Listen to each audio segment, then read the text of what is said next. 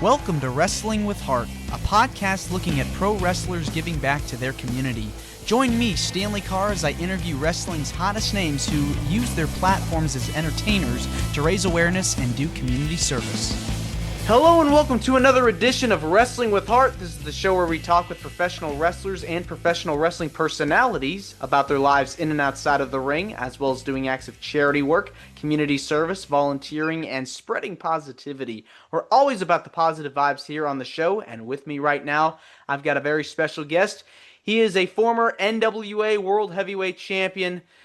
The Colorado Kid, Mike Rapada, is with us today. Welcome, Mike, to Wrestling with Heart. Hi, how you doing? I'm doing just fine. Thank you so much for being here. Yeah, absolutely. All right. So, are you from Colorado originally? Well, no, I was born in Merced, California, and I got the Colorado Kid name from Jerry Lawler, and so he says my name's Mike Rapada, and so he said they're going to have a problem saying that name. He said, "You got a nickname?" And I said, "Yeah, my friends call me Colorado. I was working on the Bell Building, and that's whenever the everybody's name was Mike, and I was one of them. And they said, we need to nickname you." And I was like, and I always talked about, my Colorado experience, and I ended up in nasty Nashville. And I was working on the Bell Building, and then they said, we got to come up with a nickname for you. And they said, we got it. We're going to call you Colorado because you talk about Colorado all the time. Okay. It's pretty interesting. So, let's go back a bit. So, you're from California originally. Talk to Yeah. me about your childhood and upbringing. Well, I didn't stay in California for that long. Oh,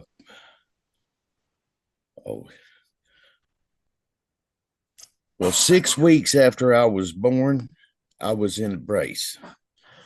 So um, the doctor said he won't uh, he won't be over 4 foot tall, and he won't walk right because my hips was full not fully developed, and so I ended up being 6'3", and I run, oh shoot, out in Colorado, I run 3.5 miles every day. And so then, I proved him wrong on all that. And so then from Colorado, we moved to Cary Mills, Illinois. And then Cary Mills, we stayed here probably second grade till I graduated.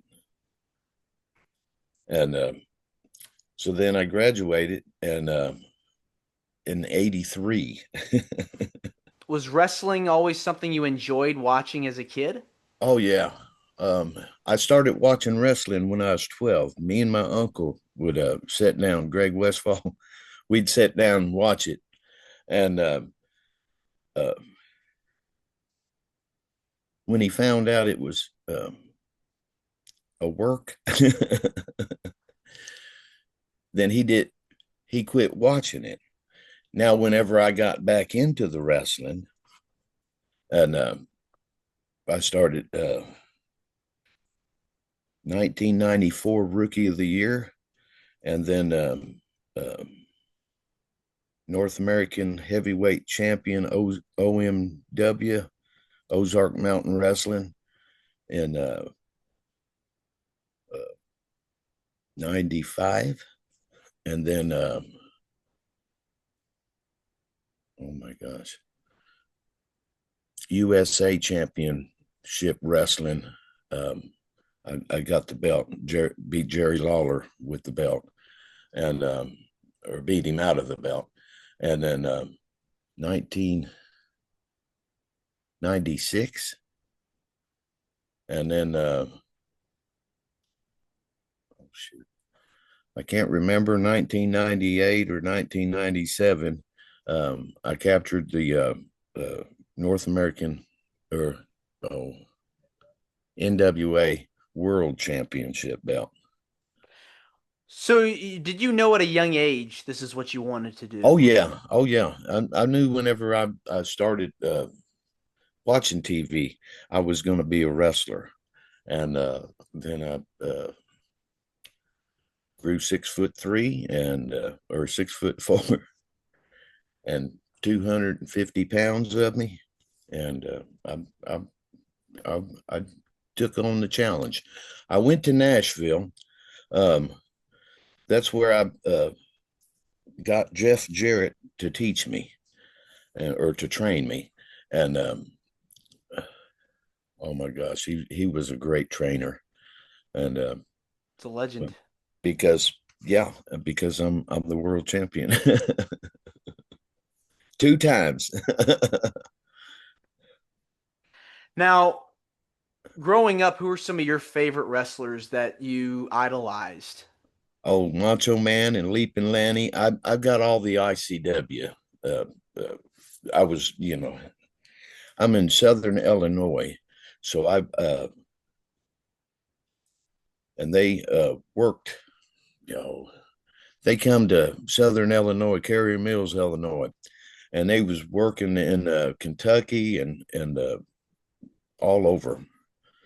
And so the Macho Man and Leaping Lanny. Oh my gosh, uh, Leaping Lanny refereed me and my son-in-law's last match, and so he comes up and he says he he replayed the match in his mind, and I was playing the Joker at the time.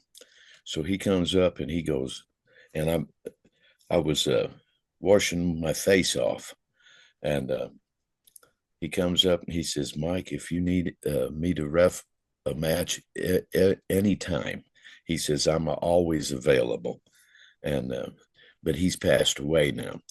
And so is his brother, Macho Man. Now, I did talk to Macho Man in WCW, Orlando, Florida. And he was, I was in awe. so So Leaping Lanny says, "What did he say to you?" And I was like, I was in awe because I was hearing what he was saying, but it didn't register. And so I was like, I don't remember. No. Well, you trained under Jeff Jarrett. Um, Talk to me about some of the advice you got from him when starting out. Uh, Pieces of advice, words of wisdom that you apply to today. Oh my gosh. Yeah, he didn't give me much advice. He just trained me, and uh,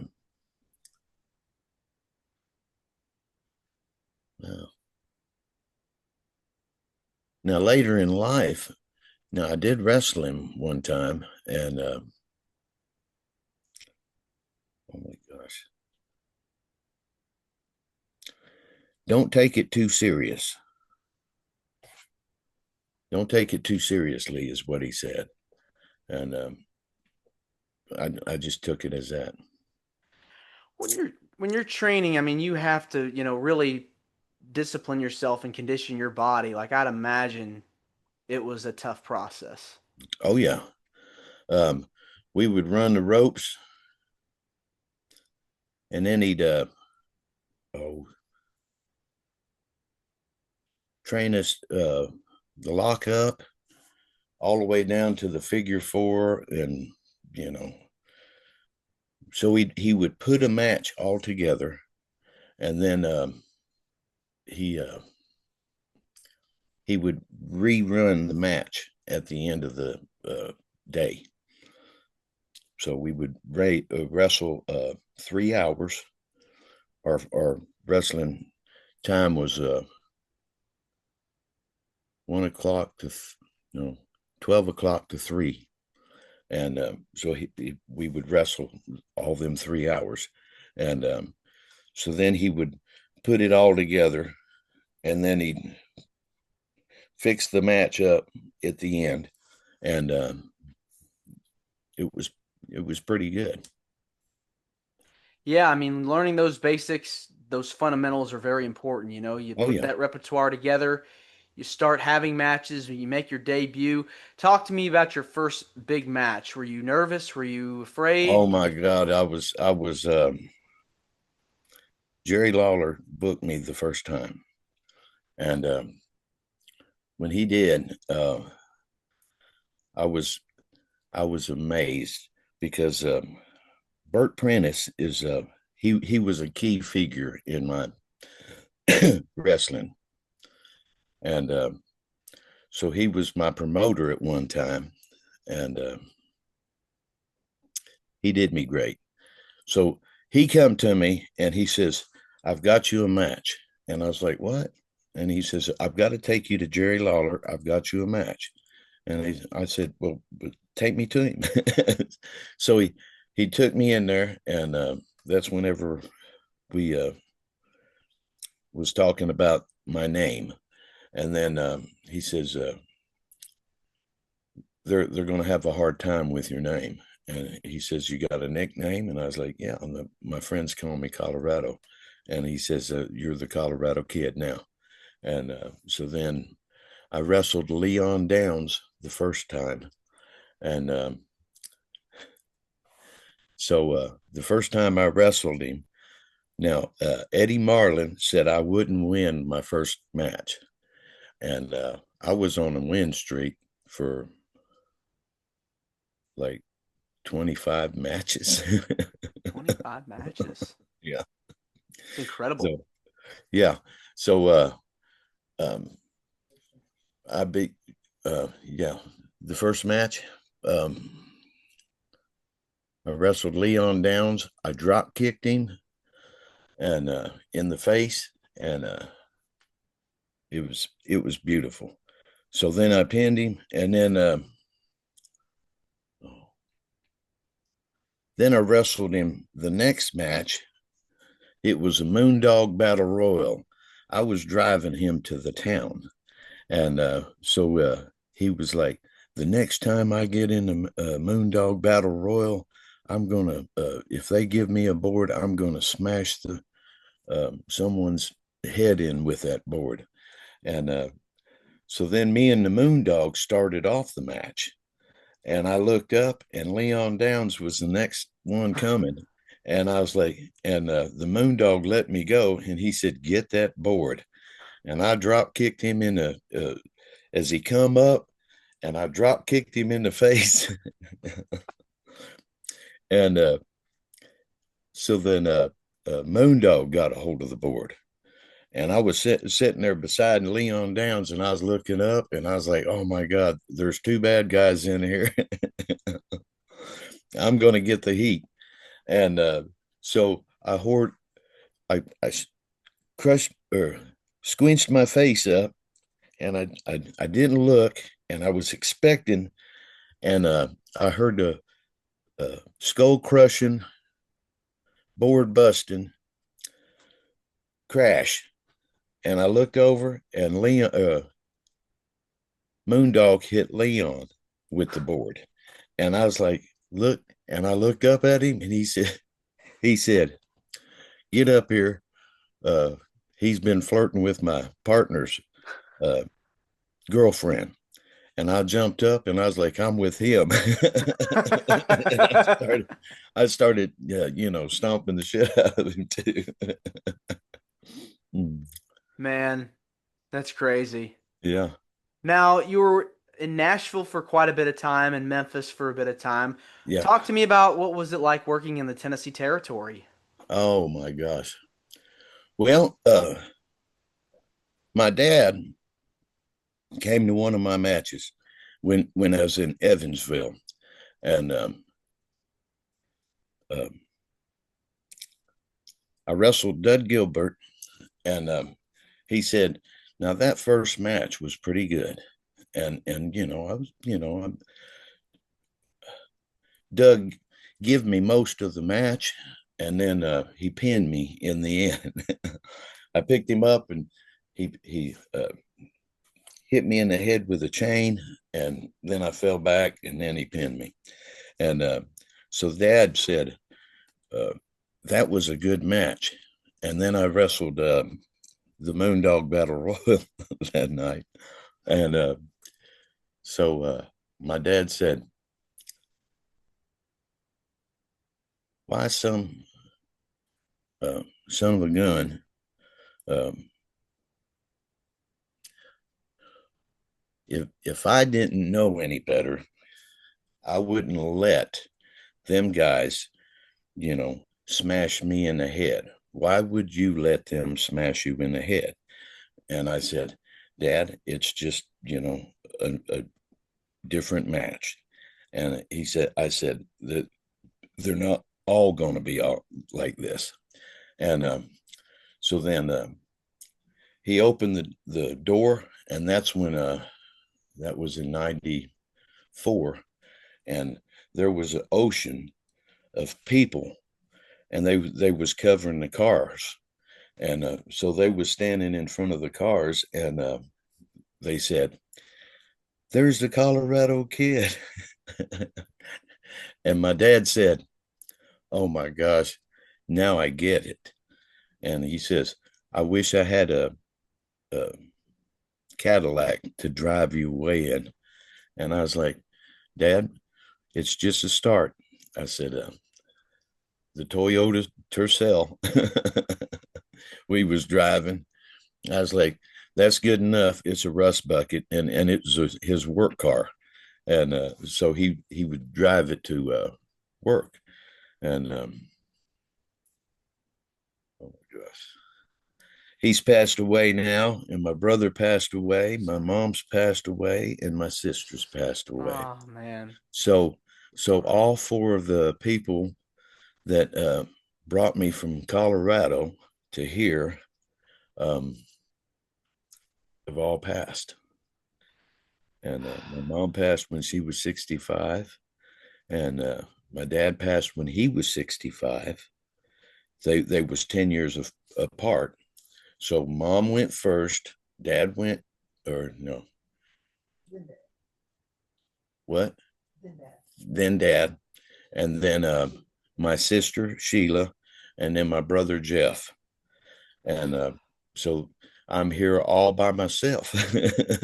It's never a good feeling whenever you have people that are close to you and family members that are no longer with us. I mean, it's hard, but but the important thing is you have those memories. You still look Oh yeah, back and look fondly about those times yeah. and still cherish them. You know, and I think that they would be proud of you for the career that you've had to be able to work in so many places. And you talked about it earlier, but you appeared on WCW programming a few years after this. Yeah. Your time in Well, Tennessee. she was still alive, or well, they were all still alive at the time, and so I matter of fact, mom, when I was wrestling Cactus Jack in Ozark Mountain Wrestling, mom made her way to the ring, and and I was like, "Oh, Jack, mama's gonna come kick your ass." so so my dad and my promoter Bert Prentice cut her off, and they carried her back to the concession stand where she was working, and they said, uh, "What are you doing?" And so whenever I got out of the ring, I went up and sitting in the dressing room, and I was beat up, and so I was like sitting there, and Mom opened the door, and she's just checking on me, and I said, "I'm all right," and she says, "Michael, you make that stuff look too real," and I was like, "Oh, Mom, that was Cactus Jack's part." He walked out there and he hit me so hard in the side of the head. I was about to pass out, and I was like, and I shook it off, and I was like, "You don't know me." I hit him back just as hard as he hit me, and then we was getting into it, and then he hit me with a metal chair, and then when he hit me with a metal chair, I turned white. Mama came down there, and then she said, "You turned white when he hit you 3 times with that metal chair." She says, I was just going to check on you, just coming to check on you, making sure you're all good." And I was like, "Yep, that was Jack that done all that." So, Yeah, I mean, Cactus Jack, Mick Foley, one of the most incredible competitors in professional wrestling, one of the all-time greats. What was he like to be with outside the ring? oh my gosh, he was uh, he was college educated, and I was like, "Why is this college educated guy here sitting across eating lunch with me? He's not a bad guy." And but whenever we got into the ring, then he checked out, and he flipped a switch, and he got all goofy, and that's whenever he come up and he hit me in the side of the head real hard. And but he was matter of fact, later on in life, after I uh, semi-retired, um, I'm not retired yet. Um, but he was at the Nashville Fairgrounds, and he said, "Well, I went to see him." He said, "Have Mike come by and visit me." So I come by, and then we opened the door at the same time, and we both pointed our fingers at each other. And he says, I said, "What are you doing?" And he says, "Hey, come here, come here," because I wasn't booked that night. So I went into the dressing room, and he said, "Oh my gosh, me and you clicked." And we worked really well together because I was in a fight for my life. So he says, "We clicked. Why didn't you come to WWE?" And I was like, "I was there, but I didn't stay that long because a bunch of my enemies was there." And the Spiders, the Headbangers was one of them. And now I got along with Val Venus, and The Rock was my biggest fan, and uh, Big Daddy V, Viscero, he was matter of fact, he walked into the dressing room and he said, "Kid, get out of my way, motherfuckers." And he mowed through them, and he pushed him aside, and he grabbed a hold of me, and he says, "Why won't they let?" I mean, he's hugging me, and I'm like, in a big pile of mush, and I'm hugging him back, and he goes, "Why don't they let me wrestle you?" And I was like, "Hell, I don't know. Um, I don't know why they won't let you wrestle me." So whenever I got back from California, I took a 8-year leave, and didn't wrestle for Well, I did start out there, start a wrestling crew, and it was SAW, South. Uh,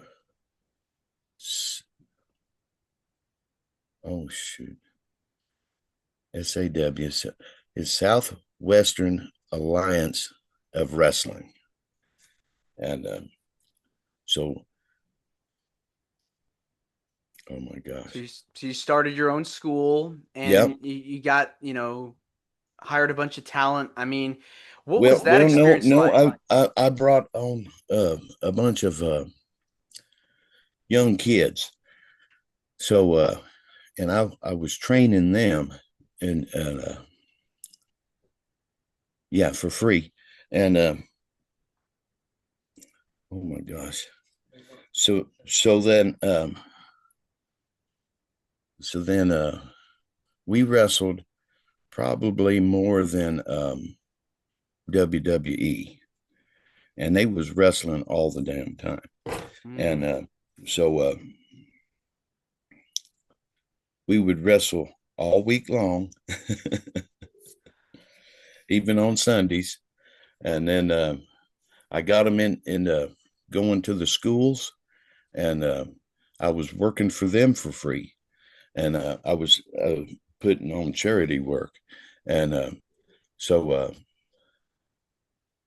I we went to San Diego. Oh my gosh! And we wrestled in the oh my, wrestled in the low budget, and so they was trying to get money to send the kids 40, well, probably 100 of them to oh Washington D.C., and then they seen all kinds of stuff, all the memorials or mem- Monuments. monuments, yeah.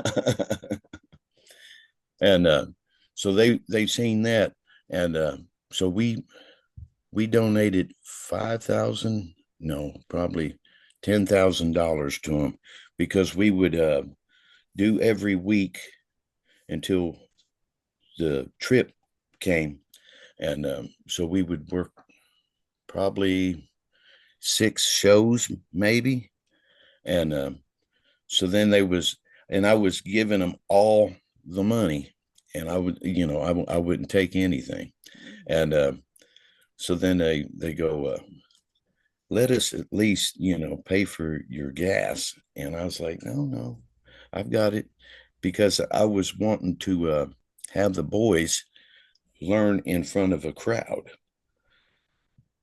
So, and we Yeah. had Vic Valentine, Jalapeno, um, the Scuffling Hillbilly, and the Iron Butterfly, and 99 cents, the Evil Clown, uh, and then Mace. Uh, oh, I would just call him Mace. So What? he was awful good too. And matter of fact, he's moved in. He moved from California, and he lived there all his life. So he's moved to Indianapolis, Indiana, and me and my wife is getting ready to go to. When's he getting married? Yeah, the end of the month. Oh, that's So exciting. When you're doing these things like these fundraisers and you're putting on shows for a good cause, was there like a particular fundraiser that was just near and dear to your heart? oh, uh, Catskins Day, Cary Mills, Illinois. Oh my gosh, that was the closest thing, because I'm wrestling at home, and Yeah, a small town, probably 1,500. Yeah. And so oh yeah, that's my favorite. The CAT scan. What is it about that one that, you know, you're Well, because I'm home. And they usually have a parade, and then I, ride around in parade and whatever. And then they have a parade before we wrestle, and then no, they have a parade Saturday morning, and then we wrestle Friday night. Well, we wrestle Thursday night, Friday night, and Saturday night. Hmm. So, Yeah. Um, what causes, other than that one, do you feel the most passionate about? Like animal rescue or uh, overcoming addictions or homelessness? mm, Is there anything that you I feel? think I love all animals. I've got matter of fact, I've got four birds. uh,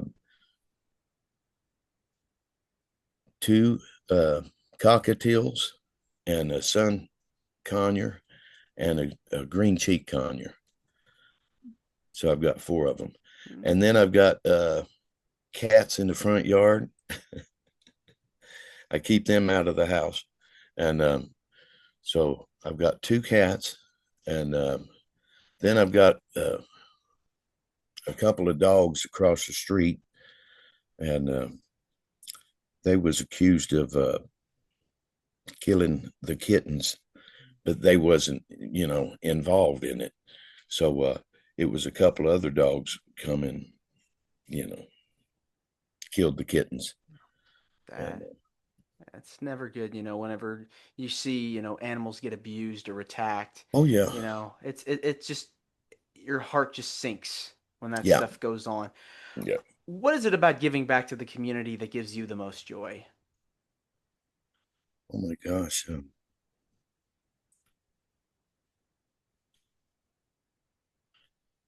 Well, I just enjoy it. just I don't know what it is, but I'm I'm just happy to be a part of it, and uh, it was it's always been awesome. Yeah. Nothing like, putting a smile on somebody's face and doing good for others, paying it forward, when someone's struggling, or you Yeah, see a sick animal, and giving them the help that they need. Um, it just goes a long way. yeah. Now I've got uh, cheerleaders that stand out there in the road, and they collect money, and I'm always about putting $100 in the bucket, and every uh, not every time that I drive through, but uh, I'm always about doing the cheerleaders good, and the basketball team and the baseball teams, and